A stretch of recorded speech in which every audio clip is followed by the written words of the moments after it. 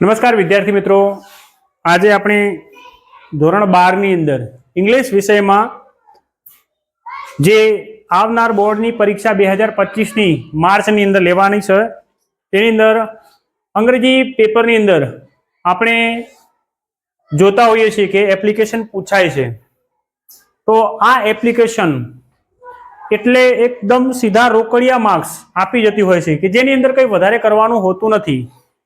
કોઈ પણ એક એપ્લિકેશન આપણે તૈયાર કરીએ અને બાકીની એપ્લિકેશનો સેમ ટુ સેમ એવો જ લખવાનું હોય છે, માત્ર થોડાક ફેરફારો કરવાના હોય છે। એ ફેરફારો આપણે શીખી જઈશું તો એપ્લિકેશન એકદમ સરળ છે અને તમને એ અંગ્રેજીના જે 7 માર્ક્સ રોકડિયા હોય છે એ સરળતાથી મળી શકે એમ હોય છે। તો આજનો આપણો વિષય છે ઇંગ્લિશ, ધોરણ છે 12, બોર્ડની પરીક્ષા, બોર્ડ એક્ઝામ, અને આપણો વિષય છે આજનો એપ્લિકેશન। આ એપ્લિકેશન 6 થી 7 માર્ક્સ ની અંદર પૂછાય છે। તો એના માર્ક જેટલા એના શું હોય છે, માર્ક હોય છે। આ માર્ક્સ એકદમ સરળ રીતે લાવી શકાય એમ છે। એક ફોર્મો આપણે એક વખત તૈયાર કરી લઈએ તો બાકીની કોઈ પણ એપ્લિકેશન હોય એ એપ્લિકેશનને આપણે લખી શકીશું। તો અહીંયા આપણે એક એવું કોઈ એક નમૂનો યા કોઈ એક એપ્લિકેશન લખીએ જેથી કરીને બાકીના એપ્લિકેશનો આપણે સરળતાથી લખી શકીએ। તો જોઈએ આજે એક એપ્લિકેશન લખીએ તો અહીંયા એક એપ્લિકેશન આપેલી છે અને એ એપ્લિકેશન ની અંદર આપણે જોઈએ કે શું શું આપ્યું છે અને આપણે એનો ક્યાં ઉપયોગ કરવાનો છે। તો સચિન પટેલ 101 અંકુર એપાર્ટમેન્ટ્સ, એપીટીએસ એટલે અપાર્ટમેન્ટ્સ, 150 રિંગ રોડ, સુરત। અહીંયા પિનકોડ જે શહેરનો હોય એનો લખી દેવાનું છે। રાઇટ અન એપ્લિકેશન, અહીંયાથી આપણું જે મેઇન કામ છે એ છે write an application for the post an English teacher to the principal.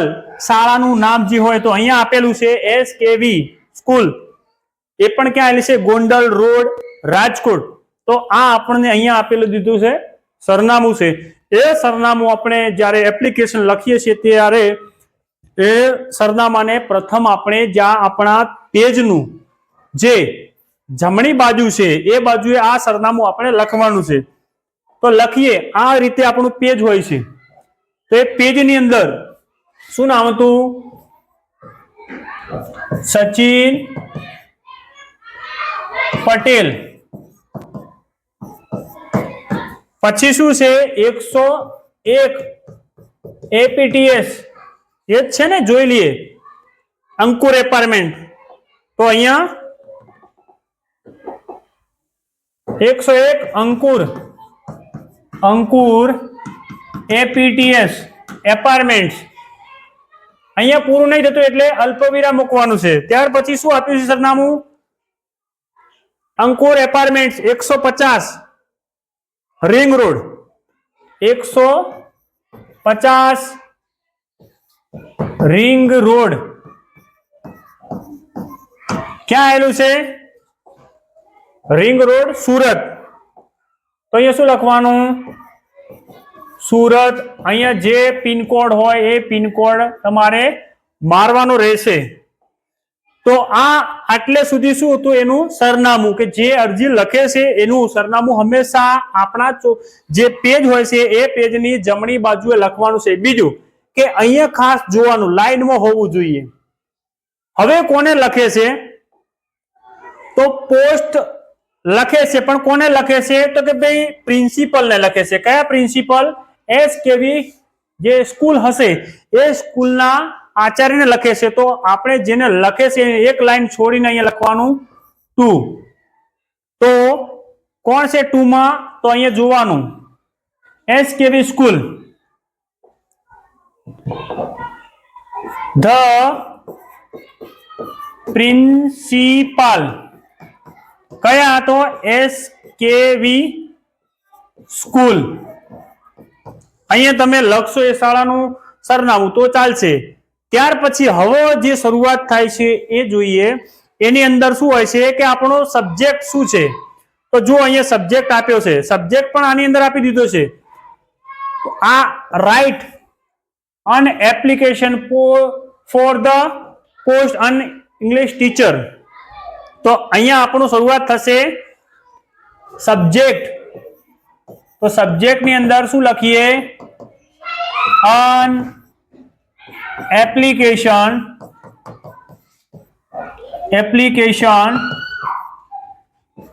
for the post and English teacher. તમે જગ્યા વધારે છે એટલે એક લાઈન ની અંદર આપણો સબ્જેક્ટ આવી જશે. ત્યાર પછી જે ફકરો આવશે એ ફકરાને બેઠે બેઠો કોઈ પણ એપ્લિકેશન લખતા હોય ત્યારે એ ફકરો બેઠે બેઠો લખી દેવાનો. તો અહીંયા આવશે હવે નવો ટોપિક. શું આવશે? રિસ્પેક્ટેડ સર હોય તો સર અને મેડમ હોય તો મેમ. તમારે એમને આદર સન્માન આપવાનું છે અને નીચે લખવાનું છે કે શું લખવાનું છે? તો તમે જાહેરાત જે છે ક્યાંથી મેળવી છે, કેવી રીતે મેળવી છે એ લખવાનું છે. તો આ ફકરો જે અહીંયા લખાય છે બેઠે બેઠો ફકરો લખી લેવાનો. શું લખવાનો? I have read your એટલે તમારી એડવર્ટાઇઝમેન્ટ ઇન જે છાપાનું નામ લખવું લખી શકાય છે. તો I have read your advertisement in Sandesh newspaper on 8 August 2023. પછી છે I would you. હજી આગળ જગ્યા લખવા શું લખવાનું છે? I would you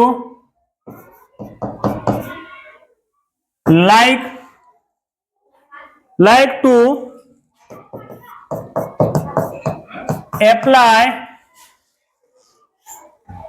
apply for the same post.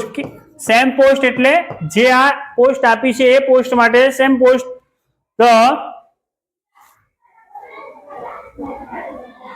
Post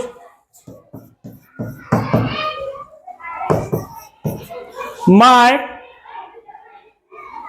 personal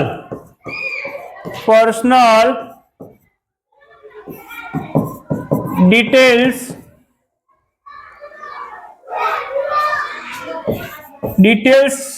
given are below. હવે શું કહે છે? તમારે આટલે સુધી લખી લેવાનું છે.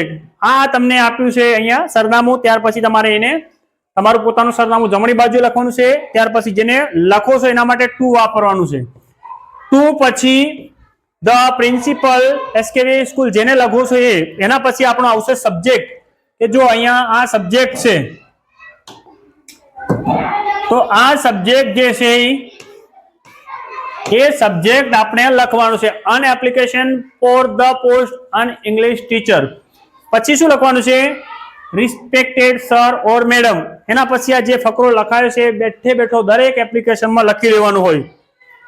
ત્યાર પછી શું કહે છે કે પર્સનલ ડિટેલ. તો અહીંયા લખવાનું બધું. શું લખવાનું? પર્સનલ ડિટેલ અથવા તમે એને બાયોડેટા પણ કહી શકો. બાયો ડાટા અને ત્યાર પછી તમારે લખવાનું છે, આપણે એને પાછળના પેજ ઉપર લખીએ. જેટલું એપ્લિકેશન ખુલ્લું લખશો એટલું સારું લાગશે. અહીંયા લખીશું પર્સનલ બાયો ડેટા. તો પર્સનલ બાયો ડેટા છે તો એની અંદર શું લખવાનું? તમારું નામ. તો અહીંયા સચિન છે તો કોનું નામ લખીશું? સચિન પટેલ. બરાબર છે. નામ પછી એનું એડ્રેસ જે ઉપર તમે લખ્યું હતું કઈ જગ્યાએ, આ એનું સરનામું ત્યાં લખી દેવાનું અહીંયા. ત્યાર પછી કોન્ટેક્ટ નંબર, જો એનો નંબર આપ્યો અથવા તમે તમારો નંબર લખી શકો છો. હું અહીંયા મારો નંબર લખું છું. ત્યાર પછી નામ, address, contact, blood group.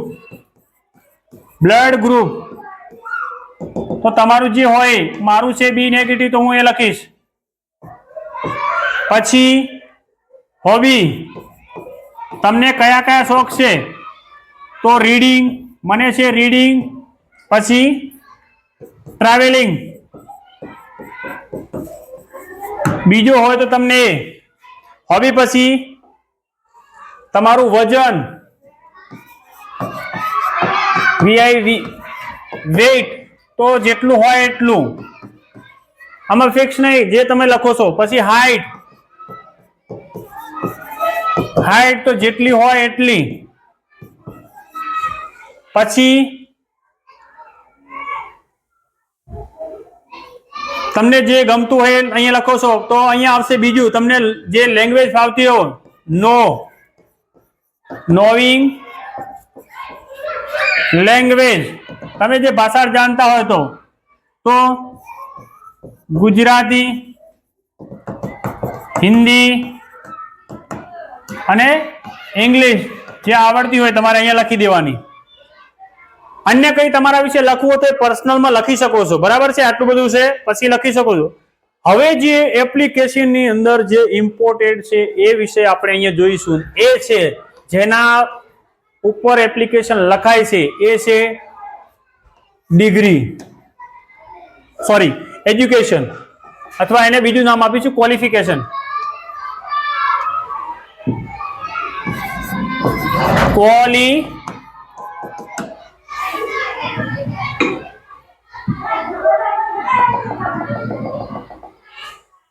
QUA qualification.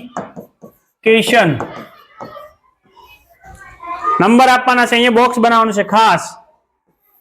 આવું એક સરસ મજાનું તમારે બોક્સ બનાવવાનું છે, જેની અંદર અહીંયા આવશે નંબર, અહીંયા આવશે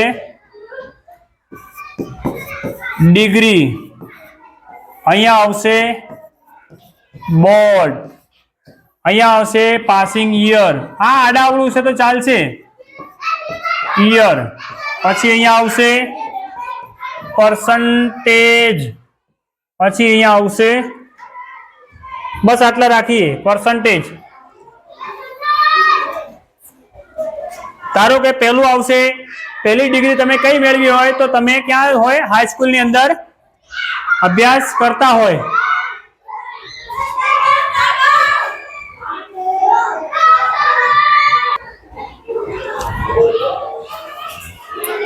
અહીંયા ડિગ્રીઓની આપણે વાત કરતા હતા, તો ડિગ્રીની અંદર ધારો કે પહેલું ડિગ્રી કઈ આવશે કે ભાઈ આપણે ડિગ્રીની અંદર પહેલું કે ધોરણ 12 પાસ કર્યો તો કઈ આવશે? 12th. ક્યાંથી પાસ કર્યું છે? તો આપણા ગુજરાત રાજ્યની અંદર GHSEB ક્યાં આવેલું છે? તો ગાંધીનગર. કયા વર્ષમાં? તો તમારે જે વર્ષ હોય, ધારો કે 2011, ટકા કેટલા છે? તો કે ભાઈ 60. પછી બીજી ડિગ્રી છે. એપ્લિકેશન કોના માટે છે? તો જોવાનું પેલા અહીંયા ખાસ જરૂર છે. એપ્લિકેશન શેના માટે છે? તો સબ્જેક્ટમાં જોવાનું, ઇંગ્લિશ, ટીચર માટે છે તો ત્યાં કઈ કઈ ડિગ્રીઓ જરૂર પડશે? તો આપણે અહીંયા BA હશે, BA ઇંગ્લિશ સાથે. તો જે યુનિવર્સિટી જેમ કે ઉત્તર ગુજરાતમાં યુનિવર્સિટી છે HNGU, ક્યાં આવેલી છે? તો પાટણ. અમદાવાદમાં હતો ગુજરાત યુનિવર્સિટી. એ રીતે સૌરાષ્ટ્રની યુનિવર્સિટી અલગ હશે. ક્યારે પાસ કરી? તો આના 3 વર્ષ એડ કરી દેવાનો. તો 2014 કેટલા ટકા? 70. હવે ત્રીજી ડિગ્રી કઈ છે? તો શિક્ષક બનવા માટે જરૂરી છે B.Ed. ખાનું આપણે થોડું નાનું દોર્યું છે પણ મોટું લેવાનું. B.Ed. MA પણ આવશે, એ પણ તમે લખી શકો છો. B.Ed. તો એ પણ આપણી યુનિવર્સિટી ઉત્તર ગુજરાતમાં લાગે છે HNGU પાટણ. બરાબર છે. તો આ 2 વર્ષનું છે એટલે કેટલા વર્ષમાં પૂરું થાય? 2016 કેટલા ટકા? તો કે ભાઈ 85. તો આ ડિગ્રી હતી. જ્યારે ટીચર બનવું છે ત્યારે ડિગ્રી આ છે. તો હવે અહીંયા બદલાવ ક્યારે કે ભાઈ મેનેજર બનવું છે તો અલગ ડિગ્રી હશે, પછી લાઇબ્રેરીની અંદર જવું છે તો ડિગ્રી અલગ છે, પછી કંપની અંદર જવું છે ત્યારે ડિગ્રી અલગ હશે. તો ખાસ જરૂર છે એપ્લિકેશનની અંદર ડિગ્રીઓ. ક્યારે કઈ ડિગ્રી જોઈએ તો એ ડિગ્રીઓ આપણે તમને આપીશું. હવે ડિગ્રી લખાઈ ગયા પછી ડિગ્રી પછી લખીશું આપણે એક્સપિરિયન્સ. જો તમે નોકરી કરી હોય તો એક્સપિરિયન્સ એટલે અનુભવ. તમે ક્યાંય નોકરી કરેલી છે કે નહીં? જો કરેલી હોય તો લખવાનું, ના કરેલી હોય તો કઈ લખવાની જરૂર છે? તો જો હોય તો લખવાનું I have been working as a English teacher since એટલે થી 2028. તો આ થઈ ગયો તમારો એક્સપિરિયન્સ. હવે એક્સપિરિયન્સ પછી તમારે હવે મેઇન નોકરી શેના માટે કરવા માંગો છો? તો દરેક વ્યક્તિ નોકરી પૈસા માટે જ કરવા માંગતા હોય તો શું આવશે? Expected salary. કેટલા રૂપિયા લેવા માંગો છો? કેટલો પગાર લેવા માંગો છો? બરાબર. તો તમારે કહી દેવાનું કે as per rule. As per rule, જે નિયમો ચાલે છે એ નિયમો અનુસાર હું સેલરીની આશા રાખું છું. બરાબર છે. તો આ થઈ ગયું. ત્યાર પછી આપણે જોઈશું રેફરન્સ. આ પણ ખૂબ જ જરૂર છે.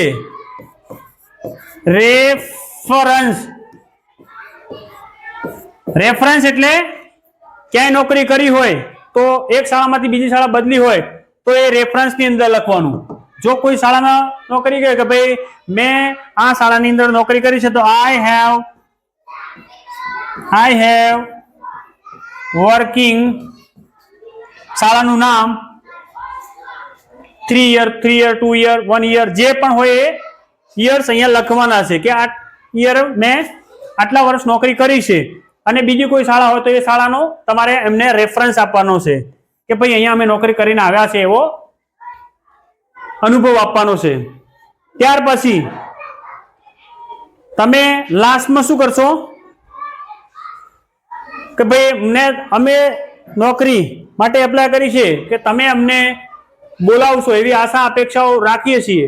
તો એ અને લાસ્ટમાં જે એપ્લિકેશનની તમે જે આખું એપ્લિકેશન લખ્યું છે એ એપ્લિકેશનની સાથે લખ્યું તો બરાબર છે, પણ હવે એની સાથે જે જોડવાના ડોક્યુમેન્ટ છે તો શું આવશે?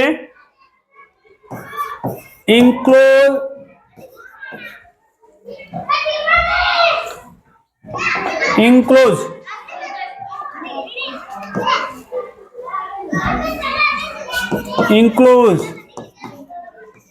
જોડાણ. શું જોડવાનું છે? તો ભાઈ માર્કશીટ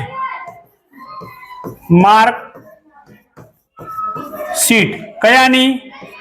12th માર્કશીટ, પછી BA માર્ક શીટ, પછી બીએડ માર્ક શીટ, પછી તમારા એક્સપિરિયન્સ